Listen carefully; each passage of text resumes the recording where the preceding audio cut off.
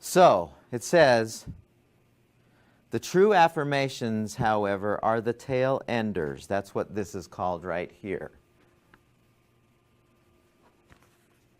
Tail enders compete with willpower. Without tail enders, willpower would be unnecessary. It says, our existing affirmations show up in our conversation, and usually our existing affirmations. In other words, the ones that are already in place. The suggestions we've already bought as being true for us. And usually serve to keep us where we are. Listen to your own words. And you can hear this a lot in conversations. You hear people's predominant beliefs all the time. I just can't go talk to that guy. It's just a belief. Or I'm no good at math. I just can't get this stuff. You know, we say those things without even thinking about it. And when we do go unconscious, in other words, when we do kind of stop thinking that we're this conscious part of us, and we just go on automatic pilot like when we're driving, then the programs turn back on. And so what we're trying to do is, that's when they show up. If we can create new programs, pretty soon we don't have to think about being courageous or being happy or being peaceful or being whatever it is, healthy, once the program's in place. Now, there's some rules that are important in order for this to happen. First thing is you got to want it. And there's a difference between a want and a should. A lot of people think, oh, I should lose 5 pounds. Or I should stop and then fill in the blank.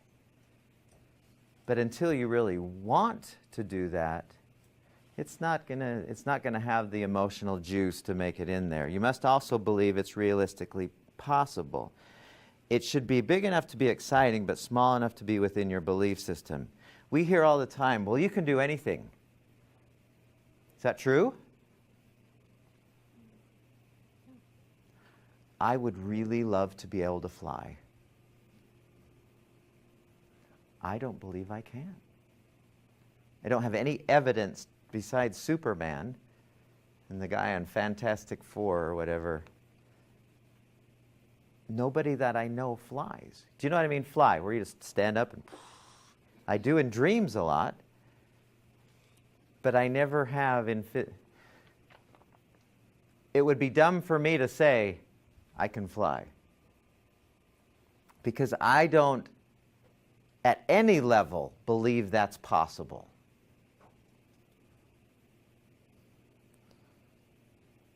Maybe that's just my own self-limiting thought. But as soon as somebody, it's like the 4-minute mile. As soon as somebody starts to fly, then okay, I guess it's possible now. That will be not quite such a limiting belief. I'll show you how you do these affirmations more thoroughly, bless you. But you state your affirmations in the first person present tense. So as an example, you say, I'm a healthy person, rather than I will be healthy soon. What's the psychology behind that? Why would you say something in the present tense as opposed to I will be smart once I'm done with my degree or whatever? Okay, think about your this is the conversation you're having with your subconscious mind now. Yeah, your subconscious doesn't understand past or present. Right. Doesn't understand past or future, right? Past or future, yeah. Yeah, I know you did. It only knows now, right? And so if you say, I will be courageous next Thursday, your subconscious will go, okay, that doesn't sound like there's a now in the mix. I just have a question. Is it not what your subconscious believes? Like either you believe it or you don't, and if you believe it, are you lying to yourself? And if you don't believe it, isn't that kind of counterproductive? So, yeah, sorry. no, that's okay. When I was on that marathon, I didn't believe it for a second that I would finish. When I was at mile 23, it was a total lie that I could finish running in. But I said, I can do this. I am powerful. I'm powerful. I'm powerful. So the lie became a truth.